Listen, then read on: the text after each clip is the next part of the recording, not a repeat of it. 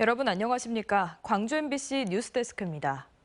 광주보건대가 전문대로는 사상 처음으로 교육부의 글로컬 대학 30사업에 선정됐습니다.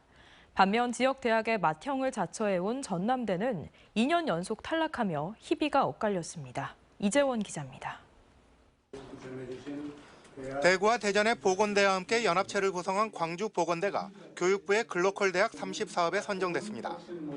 이에 따라 앞으로 5년 동안 보건대 연합에 지원될 1,000억 원 가운데 광주보건대에는 30% 이상이 배정될 예정입니다. 최소 300억 원 이상의 지원금을 확보한 광주보건대는 헬스케어와 헬스테크, 늘 돌봄 등 3개 분야에서 특화된 인력과 기술을 육성해 나갈 계획입니다. 중장기적으로는 대전과 대구의 보건대학들과 통합을 통한 한국보건대 체제를 구축해 나갈 예정입니다. 지역을 넘어서 대한민국의 보건의료를 좀 책임지는 큰 그림을 그려보자. 보건의료의 메카가 되자라는 개념으로 이렇게 접근해서 이렇게 좋은 결과가 나온 것 같습니다. 글로컬 대학 30 선정에 따라 광주시도 광주보건대에 400억 원을 추가로 지원하기로 했습니다. 직간접비 형태의 지원금은 보건대에서 양성된 인력과 기술을 지역 산업과 연계할 수 있는 특화센터를 구축하는 데 사용될 예정입니다. 5년간 총 400억 원의 직간접비를 투입하여 통합 돌봄, 메디 휴먼케어 산업 육성, 보건의료 인력의 지역 정주 등을 지원할 계획입니다. 국립대의 희비는 엇갈렸습니다. 전남 도립대와 통합과 해양 분야의 특성을 살린 목포대는 이번 교육부 사업에 선정됐습니다. 반면 광주와 전남 지역의 캠퍼스를 활용한 상생 방안을 제시했던 전남대학교는 지난해에 이어 이번에도 탈락의 고배를 마셨습니다. 지역대학의 맏형으로서 체면을 구긴 전남대는 당혹감 속의 재정 확보 방안을 고심해야 할 처지에 놓이게 됐습니다. MBC 뉴스 이재원입니다. 합성사진 음란물, 이른바 딥페이크 성범죄 공포가 확산되는 가운데 광주에서 올해 상반기 이와 관련한 여학생들의 신고가 잇따랐던 걸로 드러났습니다. 하지만 학교 현장에서 피해 신고를 대수롭지 않게 대처한 사실이 뒤늦게 드러나 논란입니다. 보도에 김영찬 기자입니다. 가짜 사진 음란물 공포가 학교 현장을 중심으로 확산하자 교육당국은 예방 교육을 강화하는 등 피해 차단에 나섰습니다. 그러나 전문가들은 가짜 사진 음란물 범죄를 초창기에 막을 수 있었다고 주장합니다. 올해 들어 광주의 한 디지털 성범죄 상담소에 접수된 범죄 피해 사례는 4건, 모두 10대 여학생이었습니다. 피해자들이 상담소로 발길을 돌린 이유는 학교 측의 소홀한 대처가 가장 컸습니다. 가해 학생과 분리조차 안 됐고 학교폭력심의위원회에서는 오히려 가해 학생을 감싸면서 유야무야 끝나고 말았습니다. 전문가들은 최근에서야 서울대와 인하대 등 가짜 사진 음란물 범죄가 확산하자 교육청이 이제서야 대책을 마련하느라 부산하다고 꼬집습니다. 학교에서도 이제 심각하게 받아들이고 이거에 대해서 대처를 하려고 하지만 지금 이전에 이런 비슷한 사례가 있을 때는 지금처럼 이렇게 적극적으로 대처하려고 하지 않았던 것 같아요. 특히나 가해자들이 이 같은 범죄를 심각한 범죄가 아닌 단순한 놀이로 인식하고 있다는 게 큰 문제인데 그러다 보니 학교 현장에서도 큰 범죄로 인식하지 않고 처벌도 미약했던 게 사실입니다. 반포하는 행위. 똑같이 5년 이하의 징역 또는 5천만 원 이하의 벌금에 처한다고 하고 있습니다. 그리고 영리 목적으로 이러한 행위를 하면 7년 이하의 징역에 처하고 있고요. 언론이 서울대와 인하대에서 발생한 딥페이크 문제를 제기하고 이게 전국 일선 학교에 광범위하게 퍼져 있는 현상이라는 사실이 확인되고 나서야 교육당국이 대책 마련에 나선 상황. 가짜 사진 음란물 범죄 피해자들의 호소에 좀 더 일찍 귀를 기울였다면 피해를 줄이고 예방할 수 있었을 것이라는 지적이 나오고 있습니다. MBC 뉴스 김영창입니다.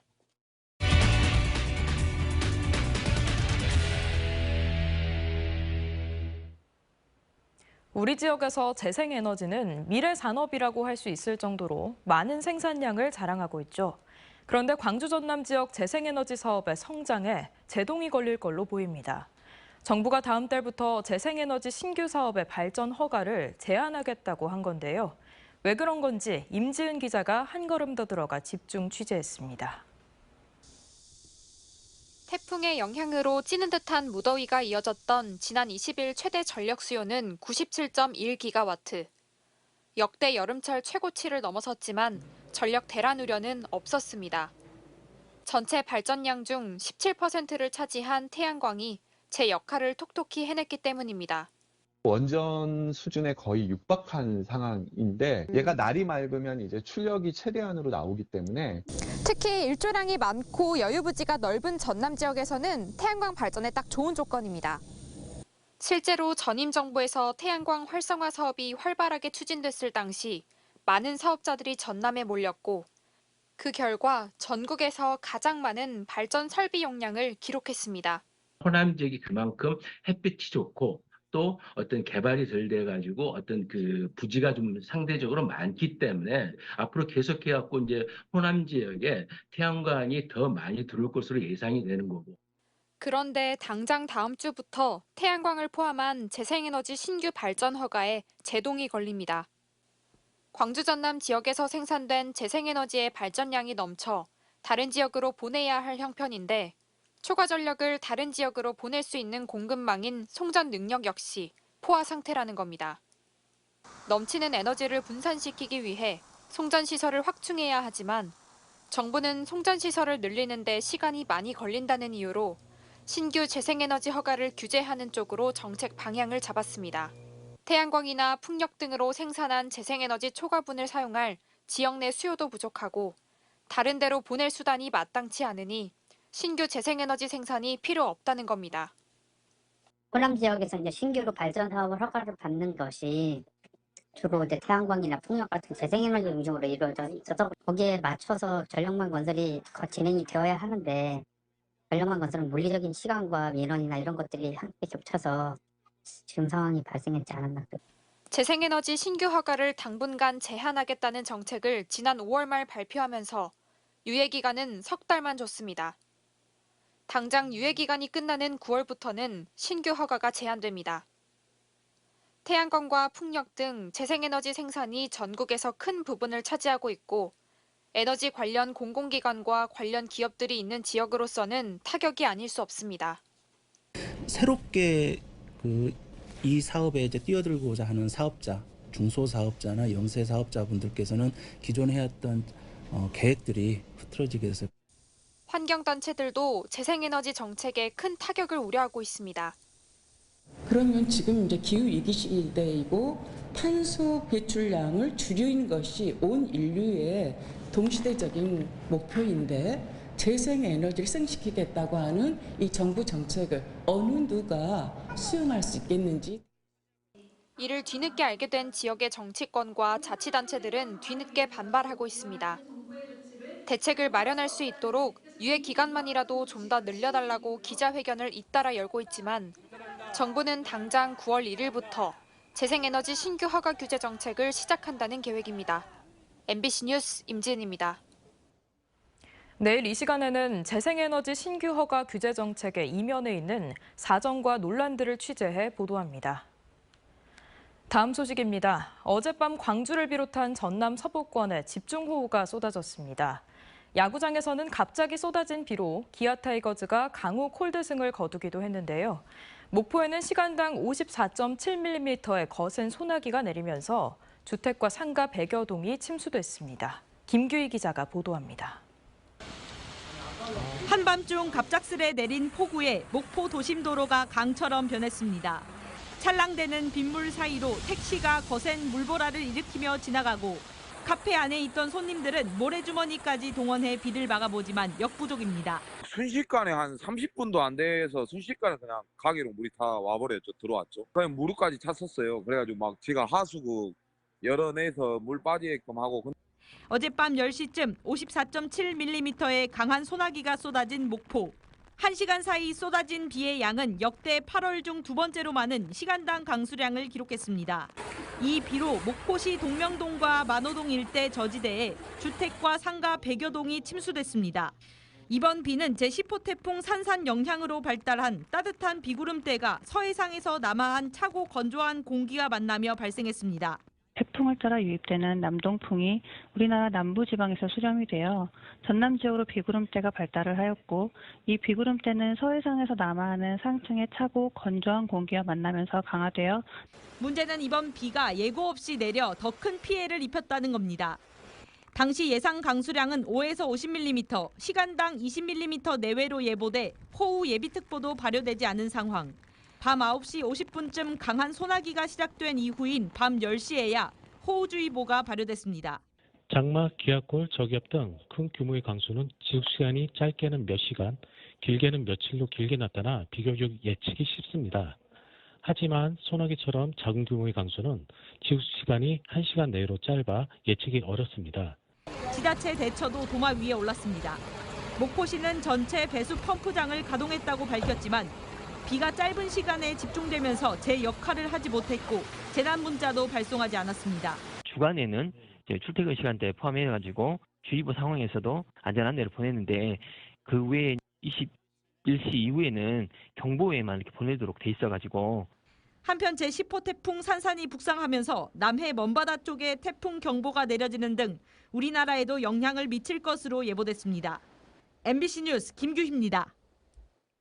기아 타이거즈가 부상으로 이탈한 외국인 선수 제임스 네일을 대체할 외국인 투수로 대만 프로야구에서 뛰고 있는 에릭 스타우트를 영입했습니다. 미국 메이저리그에서 2년, 마이너리그에서 9년을 뛴 경험이 있는 스타우트는 지난 시즌부터 대만 프로야구에서 뛰고 있는데 20경기에 등판해 10승 5패, 평균 자책점 2.77을 기록하고 있는 좌투수입니다. 어젯밤 인천공항을 통해 입국한 스타우트는 정규 시즌에만 등판이 가능한 네일의 대체 선수로 가을 야구에는 등판할 수 없습니다. 여름철 대표적 과일 가운데 하나인 무화과 수확이 한창입니다. 최근 대전의 유명 빵집에서 무화과 케이크를 내놓으면서 SNS 등에서도 인기를 끌어 찾는 사람들이 더 늘고 있습니다. 박종호 기자가 보도합니다. 11년째 영암에서 무화과를 재배하고 있는 김원호 씨. 16헥타르 부지에서 하루 평균 400개의 무화과를 수확하고 있습니다. 일일이 손으로 따야 하는 번거로움도 있지만 최근 무화과를 찾는 사람들이 늘면서 더위도 있고 부지런히 작업하고 있습니다. 예, 가격으로 봤을 때도 그러고 찾는 사람들도 그러고 많이 진짜 인지도는 높아지고 있는 것 같아요. 소화에 좋거든요. 그래가지고 그 변비 있는 사람이나 그런 사람들도 먹으면 좋고 해서 많이 찾아주시고.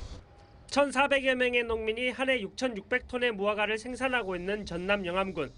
전국 생산량의 60%를 차지하고 있습니다.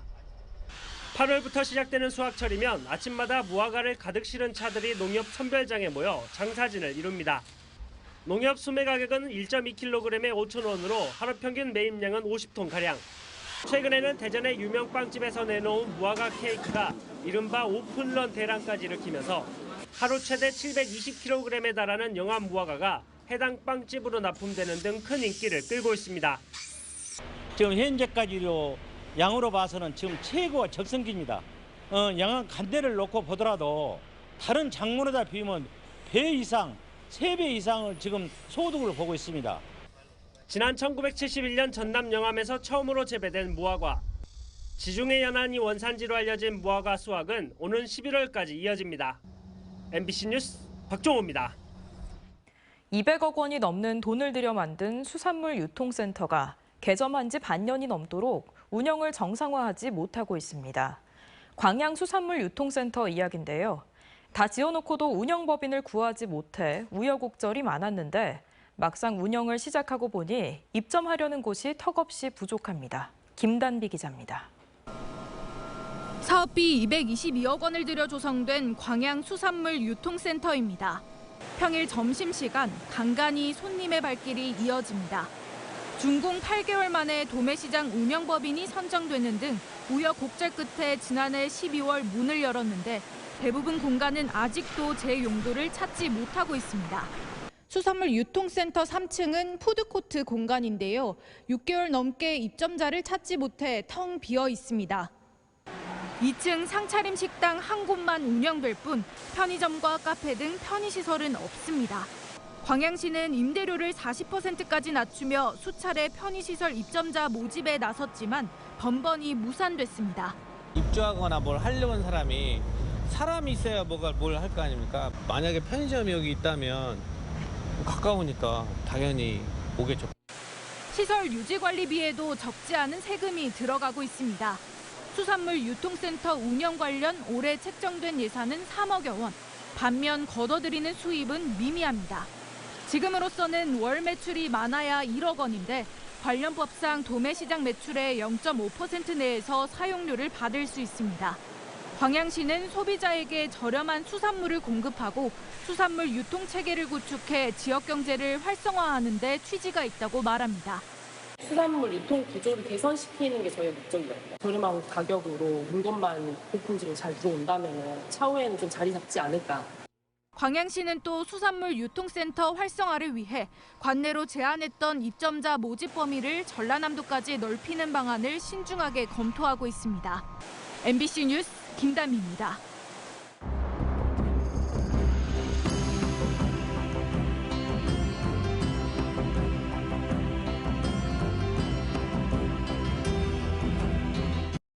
언제 어디서나 내 손 안의 뉴스. 광주 MBC 뉴스 유튜브 구독으로 함께하세요.